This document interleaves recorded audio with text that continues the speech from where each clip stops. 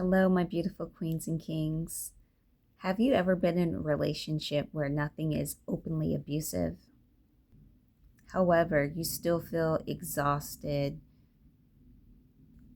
confused, and smaller over time? That's not a coincidence. See, these toxic relationships, they're not always loud. They're not always loud, they're not always obvious, and that's where it gets you because it's not there. You're not able to pinpoint it. Many of them are subtle or they're quiet and they're just overall emotionally draining. And this is why they're so hard to leave. One day you feel loved and then the next day you feel ignored. So you're left like, which one is it? Can somebody please make up their mind here? Either you love me or you don't. It's a mind fuck. It is. And with that inconsistency creates emotional confusion. And that causes you to question even harder instead of questioning the relationship overall. And then another thing is when it comes to toxic dynamics, you're always the one who's having to change your behavior, your patterns, your habits to keep the other person happy.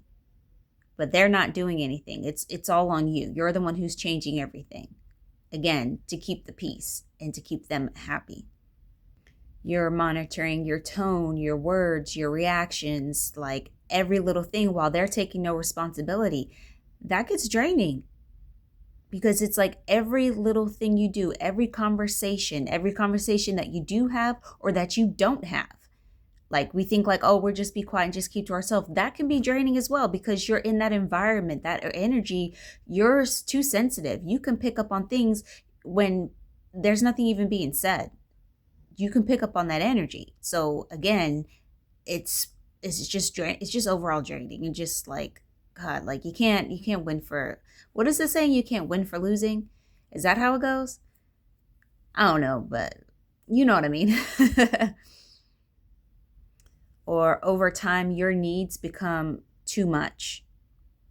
Even the smallest basic things, you're made to feel like you're asking too much. It's becoming unsafe to ask for things, whether how small or how big it is. Even the small things, you dim yourself down so much because, again, even asking for small little things becomes unsafe. Can you pass me that apple? That seems small, right? That seems so ridiculous. Been no, seriously, if you know that's going to piss them off because they have to sit up a little bit and have to go reach for something and then pass it to you, even just that might cause you to be okay, you know what? I'll just do it myself. That's not normal. It's so sad that we go through that. Little things like that it's not normal. God damn. God, I'm just sitting here thinking wow, we really went through all of that, or we're still going through it. And the bigger picture is we're grateful for it because it teaches us lessons, but damn, just small things like that really has a huge impact on us and drains the hell out of us without us even knowing. And then eventually you just stop asking, you stop expecting, and then you just start believing you just deserve less and less. And you think that that's just your life. You take it all on and you don't think you're deserving of anything. Meanwhile, you're deserving of the entire world and the universe. You're deserving of everything and beyond, especially for what you came here to do, what you incarnated for. But in those moments, you stop thinking that you deserve anything. You become completely worthless. And why you feel guilty for wanting peace? These toxic relationships condition you. They condition you to associate peace with self-abandonment or selfishness. And it's that's really not what it is, but this is what's going through your mind. You think that, oh, this is wrong for me to want peace. Healing feels like clarity, not closure. Healing doesn't always come from conversations or apologies. Sometimes healing comes from distance, boundaries. Boundaries, sorry, I can't. Boundaries is what I meant to say. And also choosing yourself without permission.